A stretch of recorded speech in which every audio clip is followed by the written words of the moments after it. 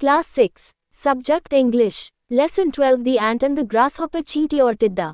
अध्याय के बारे में। जॉर्ज रामसे और टॉम रामसे नाम के दो सगे भाई थे। वे एक प्रतिष्ठित परिवार से थे। जॉर्ज चींटी की तरह बहुत मेहनती था।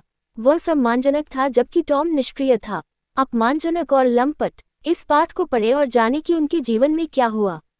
जब मैं बहुत छोटा लड़का था, मुझे ला फोंटेन की कुछ दंत कथाएं कंठस्थ कराई गईं और प्रत्येक की नीति मुझे सावधानीपूर्वक समझाई गई। उनमें से जो मैंने सीखा वह था चींटी और टिड्डा, जो युवाओं को यह उपयोगी सबक देने के लिए तैयार किया गया है कि एक आदर्श दुनिया में उद्योग को पुरस्कृत किया जाता है और चक्कर को दंडित किया जाता है।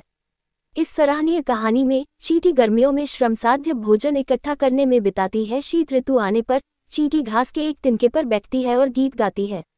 जब शीत ऋतु आती है तो चींटी के पास एक अच्छा भंडार होता है, लेकिन टिड्डे के पास एक खाली भंडार होता है और वह चींटी के पास जाता है और थोड़ा सा भोजन मांगता है।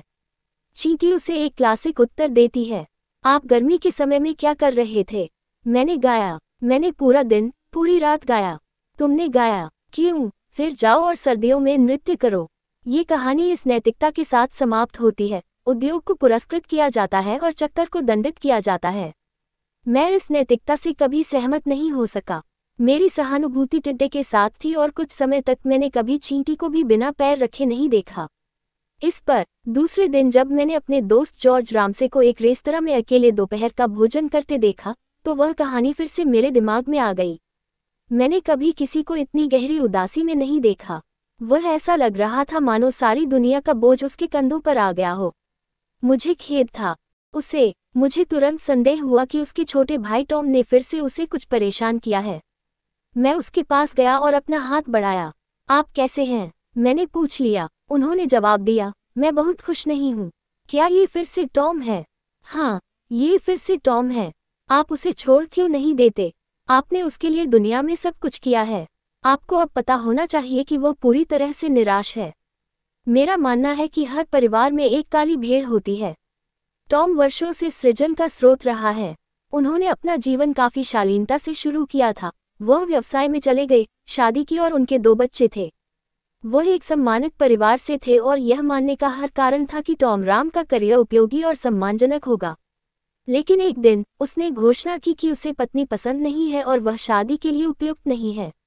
वह आनंद लेना चाहता था। उनके रिश्तेदारों और दोस्तों ने उन्हें सुधारने की कोशिश की, लेकिन सब व्यर्थ रहा। उन्होंने अपनी पत्नी और अपना कार्यालय छोड़ दिया। एच के पास थोड़ा पैसा था और उसने भी यूरोप की विभिन्न राजधानियों में 2 खुशहाल साल बिताए। समय समय पर उनकी गतिविधियों की रिपोर्ट उनके रिश्तेदारों तक पहुंचती थी और वे कहते थे, वह निश्चित रूप से अच्छा समय बिता रहे हैं, लेकिन जब पैसा खर्च हो जाएगा तो क्या होगा? उन्हें जल्द ही पता चला, उसने उधार लिया था। वे अत्यंत आकर्षक व्यक्तित्व के स्वामी थे। कोई भी उसे ऋण देने से मना नहीं करता।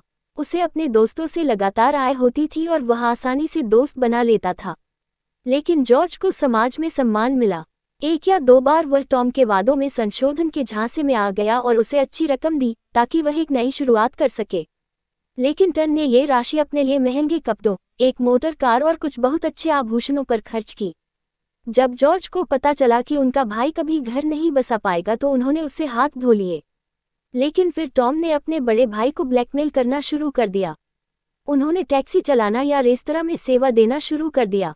जॉर्ज, जो एक सम्मानित वकील थे, अपने भाई को घटिया नौकरियां करते देखकर शर्मिंदा महसूस करते थे। वह पीड़ादायक ढंग से शिकायत करता।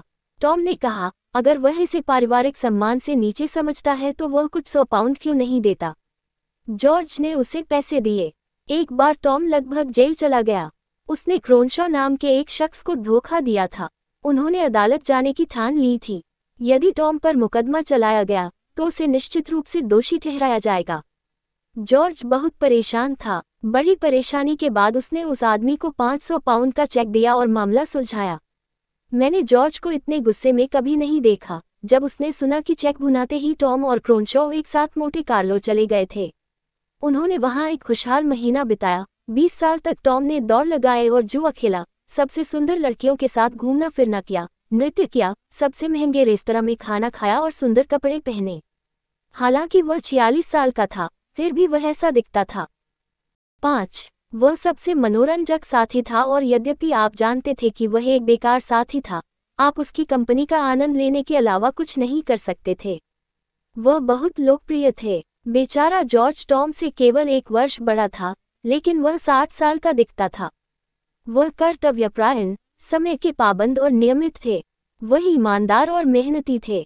उसकी एक अच्छी पत्नी थी, जिसके साथ उसने कभी विश्वासघात नहीं किया था। उनकी 4 बेटियां थीं जिनके लिए वह सबसे अच्छे पिता थे।